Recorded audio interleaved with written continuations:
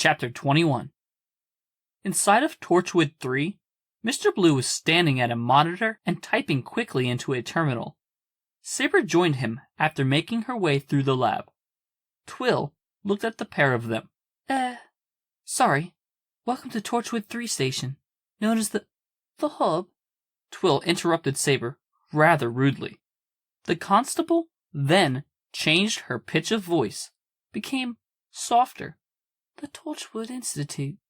Torchwood, for short, an organization supposedly founded in 1879 to protect the British Empire from extraterrestrial threat. Right. Saber looked at her. Later, Torchwood became charged with securing alien technology. Saber said nothing. That's what I've read. Twill softened even more, adopted a gosh shucks behavior and posture. Saber shook her head and turned to the azure-clad stranger. What is it we're dealing with here? Ever heard of an urbaniform? The time agent folded her arms. I think. So, what's a no? No, it's not a no. Aren't urbaniforms pacifists? I mean, they emulate a city or a township. Or a suburb? Would everyone kindly stop interrupting me? Thank you, Saber demanded. They get to be, 2 miles around? Mr. Blue agreed. Thereabouts, yeah. Twill crept toward the time-traveling strangers, noting the interior of Torchwood 3.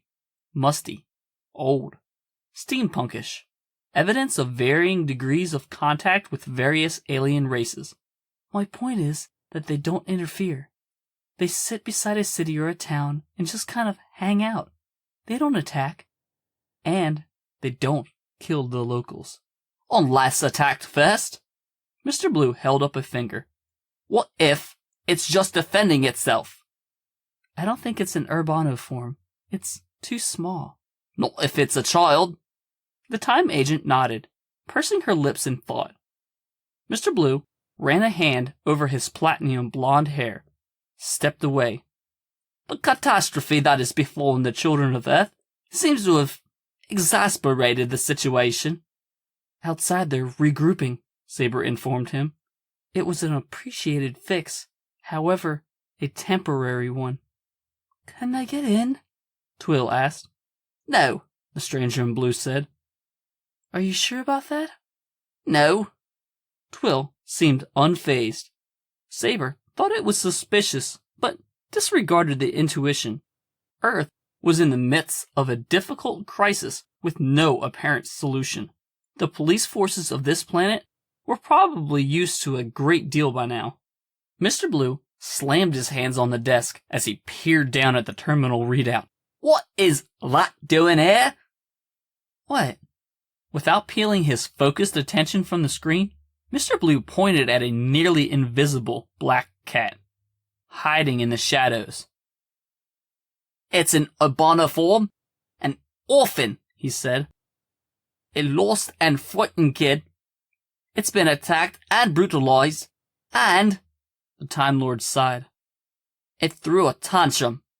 It has stated that it has had enough. Saber knelt as the cat warily wandered toward her. It sniffed, then rubbed against her hand. She patted it gently. That's good. That's good. That's good. That's good. Mr. Blue crouched down, rubbing the cat. We need to find some way to interact with it. Get it to trust us. This is a fantastic start, but it's just a reflex. We need real communication. Do you think a little parlay with the cat will do the trick? I don't know. He stood, turning to a monitor. Closed-circuit graininess showed the crowd outside, standing completely still. That's a start, Saber said. She looked at Twill. What about her? What about me? Twill raised her eyebrows. Mr. Blue regarded the cute female constable. Obviously, she has to stay in here with us for a beat. A beat? Twill echoed. Or a tick, if you like. Mr. Blue smiled. His giant cobalt pupils made him look like a shark. What exactly is a tick in regards to measurement? Oh, for 7 hells! Saber raised her voice. Constable, you'll have to stay in Torchwood with us until we know it is safe. Bollocks, Mr. Blue said. And strudel.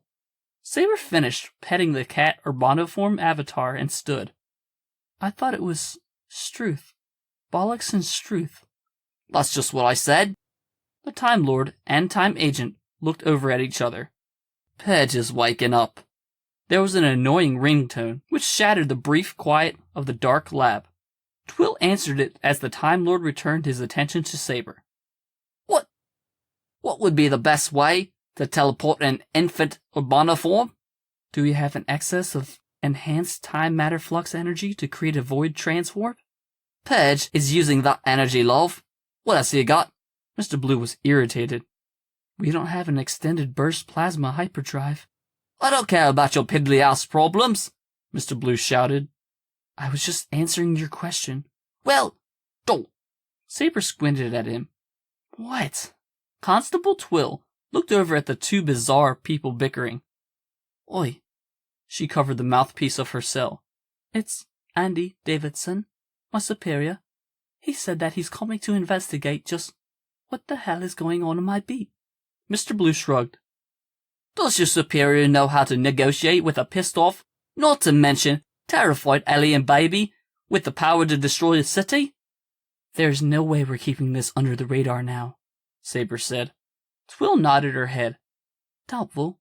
Now we have the news helicopter flying above. Everyone is checking out the mob of people, gathered for no reason, at Torchwood's doorstep, while having their morning tea and biscuits. Mind? I didn't ask you, Saber mused. That's it! Mr. Blue walked to Purge. He lifted and uprighted the battered cerulean grandfather clock. What is? Mr. Blue smiled cryptically. Time to improvise. He vanished inside. Constable Twill snapped. What the hell is that? Why do you two keep disappearing into things? Is this freaking Hogwarts? Saber uttered an archaic mathematical equation, a quantum spell, and her katana appeared in her hand. The beautiful time agent almost grinned as she faded into the grandfather clock. Twill nodded, slowly walking toward Purge. Right, she said as she walked inside. On time.